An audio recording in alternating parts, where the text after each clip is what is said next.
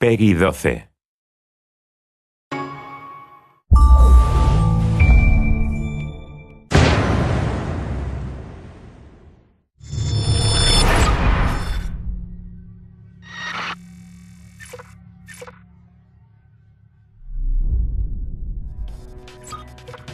Hello, I'm Julian Gollop. Welcome to the Ghost Recon Shadow Wars gameplay video 1. I'm going to take you through one of the missions later in the game.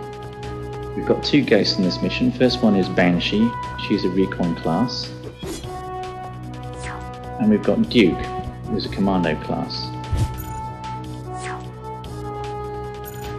Our objective is to get to this door from the end of the corridor here and open it.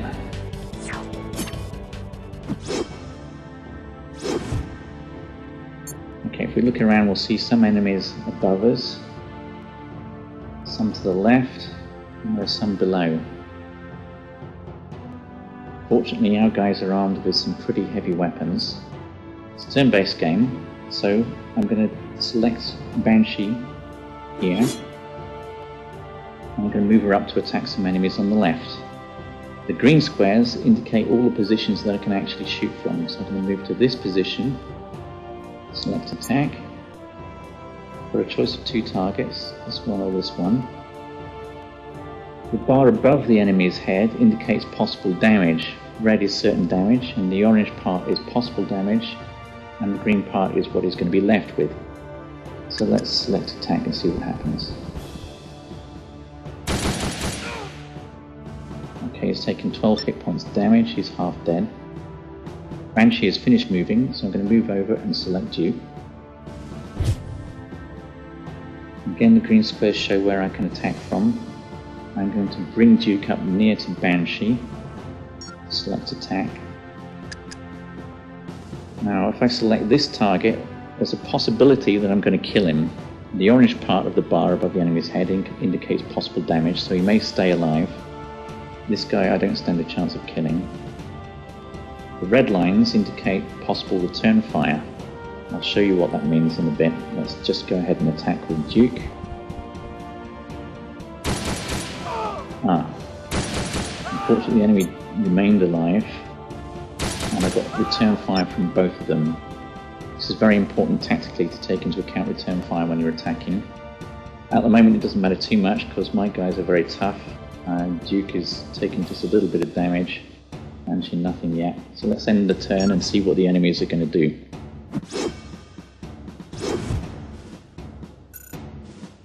Okay, it looks like they've noticed us. A couple of enemy assault troops moving up next to the turrets.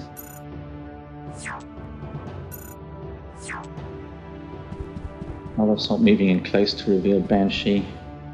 The other one attacking Banshee. Normally Banshee cannot be attacked directly because of her camouflage, but if an enemy moves next to her, she becomes revealed. Okay, we've got the gunner drones moving up to the south. Enemy commando. And above us again another enemy commando unit. Some assaults. Here we've got two melee drones which are very nasty in close combat, so we don't want to let these guys get next to us. And finally we've got one more assault over to the left. Basically, we're surrounded. First, let's deal with the immediate threat. Let's take this guy out. I'm going to just move Banshee a little bit more towards our objective and attack from there. She's at close range, she does a lot of damage and kills in one hit. That's excellent. Now Duke is free to launch his attack over here. When I select Duke, I'm going to switch to his secondary weapon, which is a shoulder-launched missile launcher. I can't move so far and attack. And if I move here, select attack, I can launch an attack on the line here. It's an area effect weapon, so I should be able to affect 3 targets. Let's see what happens. Excellent, I've taken out one of the turrets and 2 of the defending guards are seriously injured. Let's see what the enemy can respond with. Assault's moving up closer, but they're not in range to attack yet.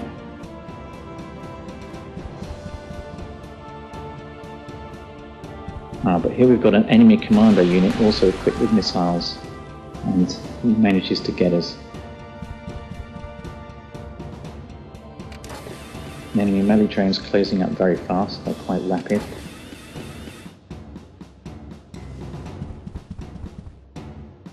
So now I've got to be careful. I'll stick with the main objective. I'll get Banshee probably to attack the guys over on the left. So let's select Banshee. Banshee is equipped also with a secondary weapon. I'll switch to it now. This is an EMP grenade. It's very effective against enemy drones and turrets, but will also do a reasonable amount of damage to enemy soldiers. So again, if I launch in the middle here, back from this position and see what I can do. Should be able to take most of them out. Yes, excellent, all three are gone. Now this leaves Duke to choose where to attack next. It's a big choice of targets. And now I will probably launch an attack here. So what I'll do is I'll move this way a little bit and I'll select attack position. This means I can select any position in the red area. I can place it here, and because of the area effect it should affect both those enemies. Let's see. Okay, excellent. They're both damaged but not killed.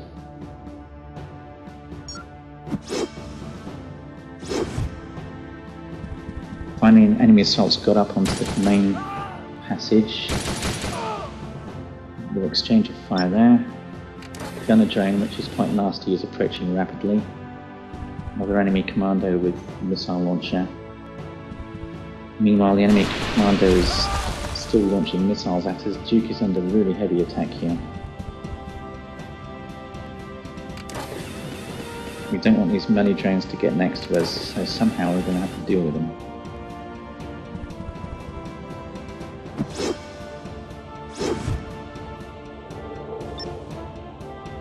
Now, fortunately, Duke is now powered up. Whenever you attack an enemy or kill him, you get some power points. If you look at the blue bar on the bottom left, you'll see it's at 100%. So I'm going to make good use of my power attack. Let's select Duke first.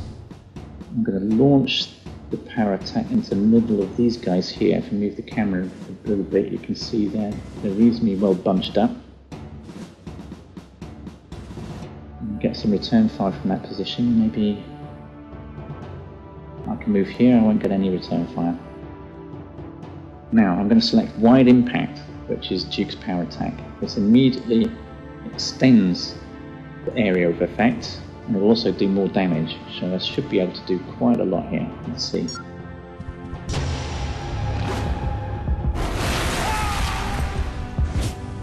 I've taken out 4 enemy targets in one hit, which is absolutely excellent. Okay, Banshee is now clear to get to the door, so let's get up towards the door here and let's see what happens.